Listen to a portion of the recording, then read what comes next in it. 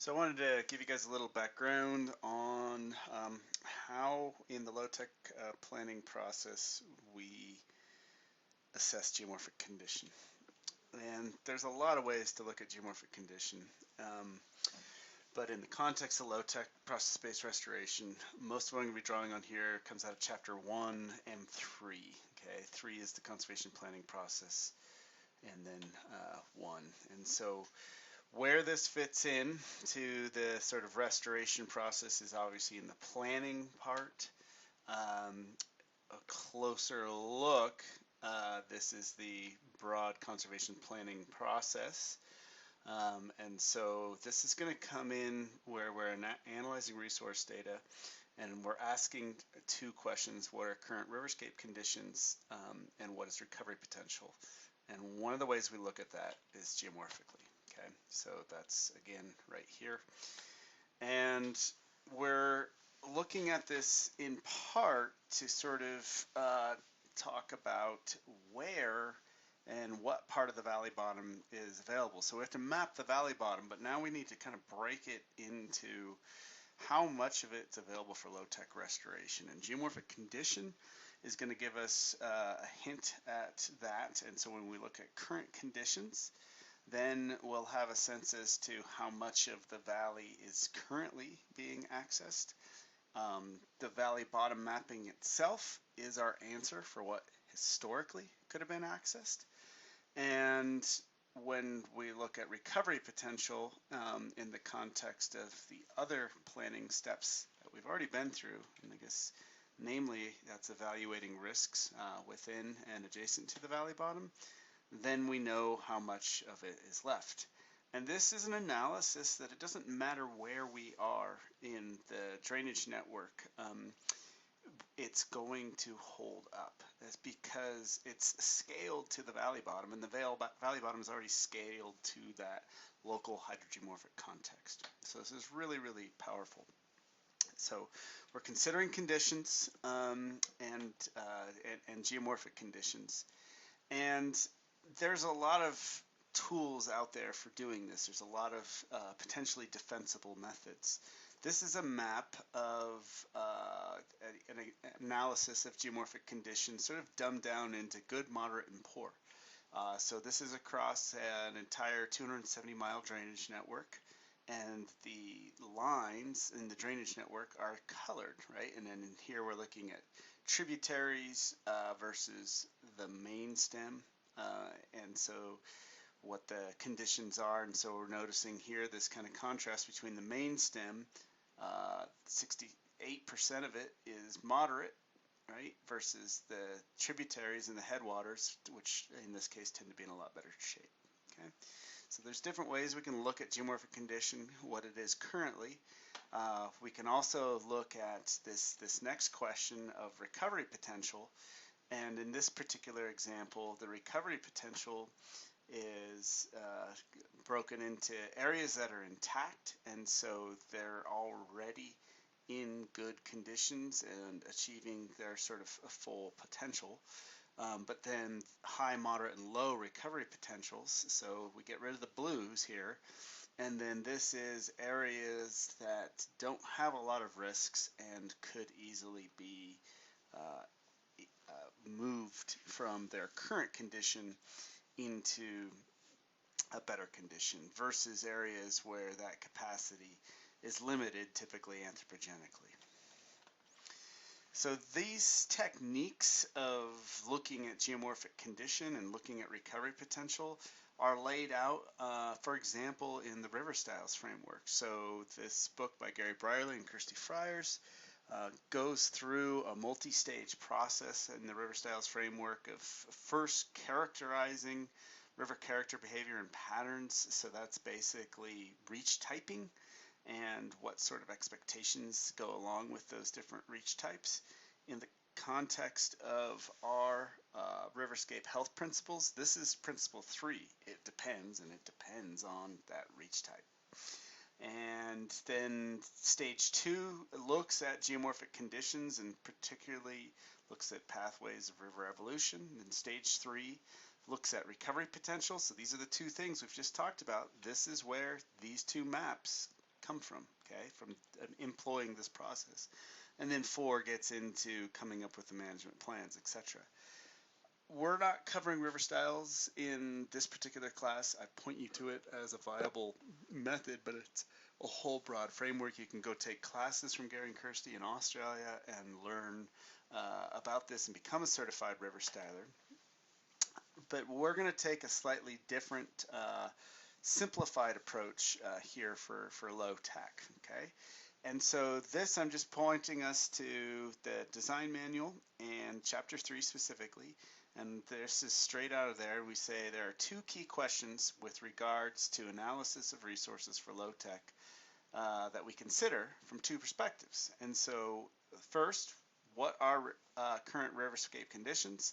And the second, what is the recovery potential of the riverscape? And so these are the 2 key questions.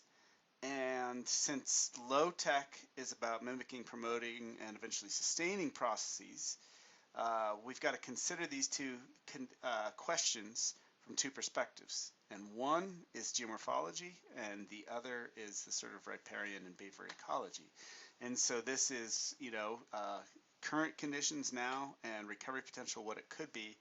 And here we're going to hone in on a particular way of addressing this geomorphic perspective, which is, are my channels and floodplain well connected?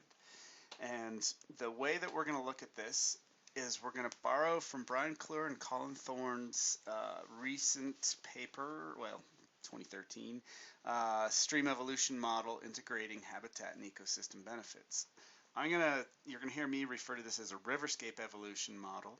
And this is based off of channel evolution models that have been around for decades, but that they make the really astute point were incomplete. And so they said that those channel evolution models started at stage 1 and sort of then looked at how incision can take place and then how you get recovery from incision. But they sort of were this linear pathway and then talked about how you could potentially get back to this stage 1. And they point out that stage 0, this more anastomosing condition, is something that was much more sort of common and pervasive prior to our disturbance. And we've talked about this in the past already. So this is a dumbed down version of this out of the manual. So taking these multifaceted stages and sort of dumbing it down into anastomosing versus incised, incising versus widening versus aggrading and widening, okay? And so we're going to use this to kind of get at, is my channel and floodplain well connected? We're going to use application of this channel evolution model. And so if you want to think of it in this sort of dumbed down stoplight terms, if we can think of the incised incising getting a poor condition, we can think of these phases as getting a moderate or condition, and we can think of anastomosing as getting a good condition. So this is the channel evolution model, and what we want to do is go through this, and I'm going to borrow a bunch of pictures that come from Brian Clure, Colin Thorne, Mark Beardsley, that help illustrate these concepts before we go to our project to attempt to apply them. Okay. So this, one of the things that they point out is that so many of our riverscapes were channelized, and some of them are channelized directly from sort of stage 0 streams, some of them from stage 1 streams. And one of the things that they do a really nice job of in this paper highlighting is that in these different states or stages of this channel evolution model, there are very different what they call hydrogeomorphic attributes and habitat and ecosystem benefits. And so what these pie charts represent, the darker colors versus the pastels, these darker colors represent the sort of hydrogeomorphic attributes, and then these represent the sort of ecosystem benefits in terms of habitat, water quality, biota, and resilience. And we don't necessarily need to worry too much about the differentiation of these parameters here, but the size of the pies and then the diversity of pie slice types is really what to look at. So this is their key to the size of the pie, the proportion of potential benefits. And what they're showing is that stage 0 is maximizing those hydrogeomorphic attributes as well as the ecosystem benefits. So the bigger the pie, the more you get at this. And this is really simple. This is just because stage 0 is the only thing that occupies with active channels and floodplains the whole valley bottom. And so stage 1, they're saying, is quite a bit less than that, right? And this is what all sort of channel evolution models prior and what the vast majority of stream restoration practice envisioned, a single thread sinuous channel. And so you're just not able to get as many benefits out of that sort of system as you would in a stage 0 anastomosing system. Now, it turns out we've got two types of anastomosing. We got 8 and 0. What's the difference? Well, 0 is the whole valley bottom, and 8 is anastomosing. It's getting the same characteristics, but just not as much of it. So some proportion of the valley bottom. And then here's the really key thing. We go to channelized states. We go to, so this is, with a bulldozer, we've straightened or altered these things. In size, degraded states, arrested degradation, degradation and widening. We get these sort of aggradation and widening, quasi-equilibrium. Look how small the pies are in all of these. And also look how many of the of some of the things just go completely away, right? Some of these different hydrogeomorphic attributes as well as some of the ecosystem benefits. And so this is a super powerful concept, and this is, these sorts of slides where we forgot what valley bottoms could be. That's what we mean by this, okay? That these sorts of stage 0 and all the sort of benefits you get out of this and all the stories that Ben tells us about, how pervasive beaver once were on this continent, that's what this is rooted in. Here's another example of that from Mark Beardsley that I think's really effective. And he's basically got that clear and thorn sort of, here's the hydrogeomorphic attributes and the ecosystem benefits as a reminder. And he's broken out this with a cartoon. So here's your stage 0 anastomosing. This is stage 1, so this would be single thread channel and connected floodplain. Notice he's got the valley bottom across here. And then these are this are in size channel, and then this is anastomosing, but not necessarily the entire valley bottom width. And so what he's done here is sort of he's just kind of recast this diagram here in terms of sizes. And then, he talks about go to stage 0 and you're a hero. But if it's too late, you can't get the whole valley bottom back. Stage 8 is great, right? You're still maximizing benefits. And go to 1 ho hum, and he makes the point quite compellingly that stage 1 is been the target for most restoration. And so we could get more out of these systems focusing on some of these others. So I've stolen a bunch of slides here from Brian Kleur from a workshop that we co-taught in Oregon. And these are some of Brian's intro slides to help people kind of appreciate this. And so what you've got here is a river system, and you can see all these just beautiful sort of traces and relics of a bygone era here. And what he shows is in green, this is, maybe the historic active valley bottom, i.e. active channel and active floodplain, when this was anastomosing. And then here's the red system, in which this is the current active channel and active valley bottom. Actually also includes this, but this was a imposed condition. This was what we got from channelization. Here's another example from Brian again. This is Vienna Creek and the upper salmon drainage. And so he's looking at this, and you can look at this and you just kind of glance at it and go, wow, that's pretty amazing, right? But if we impose on this that sort of channel evolution model, I'm just going to introduce some color here that represent our sort of cheat sheet, if you will, or our legend, right? So he's got this reach up here and this reach here, which are actively in stage 0. So there's a bunch of structural forcing, multi-threaded flow, maintaining that sort of stage 0 conditions. And then he's got this reach right here, which is more in stage 1, where it's really just in this sort of single thread that comes down through here. There are actually a couple of beaver ponds here, so maybe that part you could break out into stage 8. But this part here is this nice big valley bottom, but it's not connected. And so part of the point of this is just recognizing what stage you're in between, and that you can go back and forth between this. Now, what's causing this right here? Well, probably a little bit less of this, a little bit less of beaver dams. And so beaver dams come and go. And so stage 1 can be a perfectly natural and in good condition. But in terms of our targets for maximum possible recovery potential, this is more what we're looking at in these terms of these anastomosing systems. Here's a couple other examples, one from Elk Meadow up in Idaho, another one from, he thinks maybe Sunrise Valley in Susanville. Brian's a pilot, so he gets all sorts of great shots from these.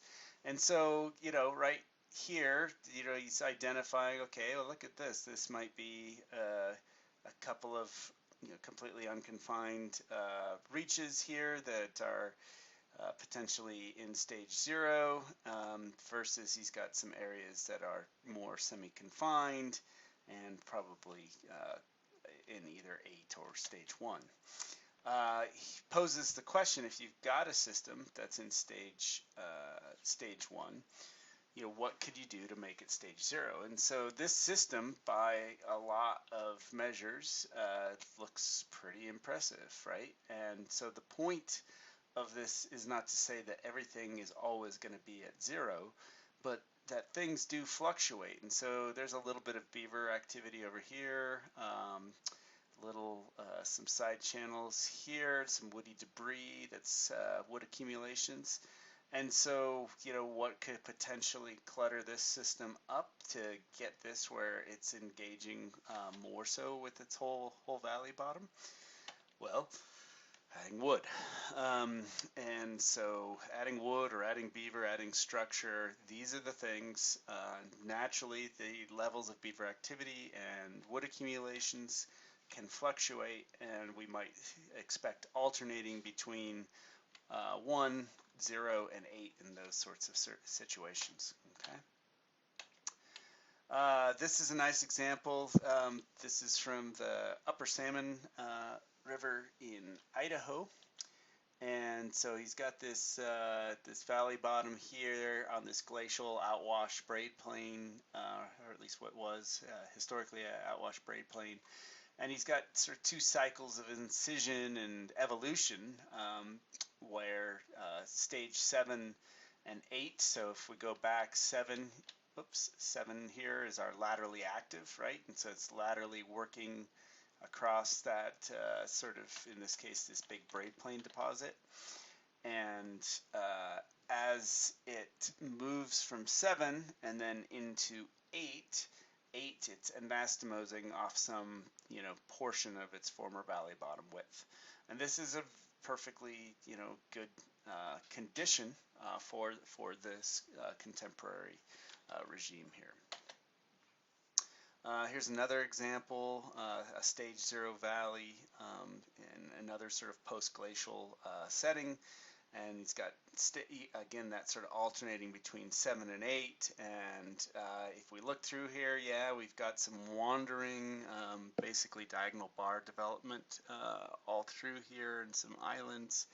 But it's not as extensive as it probably once was. And Brian's sort of pointing out and speculating here that pushing it more towards stage 8 anastomosing would be something that if there was more beaver and more wood in the system, we would likely see. And so in relative terms, this looks pretty good, but in absolute terms, in terms of what's possible here, we've got to take a little bit broader view. This is a nice example from the Wood River up in Idaho. And here what we have is a big fan, flow is going this way. The fan is actually stage 0 in this case, even though this is probably more of a intermittent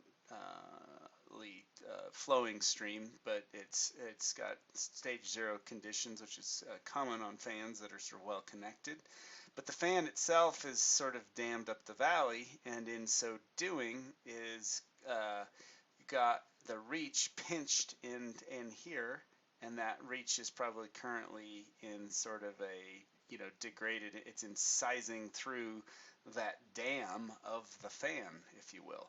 And so as it's in that incised, entrenched state, this doesn't necessarily say this is unnatural entirely here. It's going to potentially move into a degrading widening state, and then it's just kind of a battle of which wins, this main stem or if the tributary fan. And if the fan keeps puking out sediment, it may win and keep it in this state. Upstream of it, though, it's dammed up the valley and created this big accumulation zone, which in the current condition right here looks like it's in stage 1 because it's a single thread channel. But there is a bunch of opportunity and space up here for that to grade into sort of anastomosing conditions. Here's another example. Former stage 0 meadow. What this really is a tributary fan again, but it's unlike this one. This isn't a tributary fan that's as obvious and big. And we see land use changes that have really drained this sort of stage 0 anastomosing tributary meadow system. When we get down into the main stem here, it looks like upstream we got this little narrower spot, again probably in these 3 or 4, and then here we've got sort of stage 1 up top, and then sort of transitioning into more sort of stage 0 as you move down through that system. This is an example from Mark Beardsley in Colorado, and he does a nice job here. If you got the aerial photo, but then sort of showing what some of these stages look like on the ground. And what's so interesting about this is if you didn't know any better, you'd probably think the flow is going from right to left, but it's actually going from left to right. And so the reason you might think it's going from right to left is because there's no defined channel up here. This is what you're looking at, and actually this is an example of the sponge is filled up. There's no defined channel. This is for this little system, this is a desirable, this is quite a good condition. Stage 1 is shown right here, and then we've got these reaches upstream. So there's this stage 3 reach where the channel is incised. We've got this sort of stage 5 where we're actively sort of widening and grading. This stage 6, which is going to be our sort of equilibrium reach. And so these, you don't want to get in the habit of just sort of trying to match up the cartoons or photos with these things, but it is helpful to kind of get a feel for how some of these things can look in different landscapes. So what we have here is basically this legend that we're going to try and get ourselves to apply. And so the key, you can think of this also as your key. So we're going to use these colors to sort of color out what we think our reaches are in. And the way I'm going to recommend that we do this is we map out our valley bottoms, and then we break those into the active versus inactive inaccessed components. So the active component is going to include your active channel and active floodplain. And so that's going to be wider for stage 0 and 8 conditions, and then of course narrower for some of these guys, right? And so once you have those things mapped out, then we'll color those active portions of the valley bottom by these colors, and that's how we'll symbolize this. So we'll go into an exercise on that, and this is just a sort of background to help set you up for that.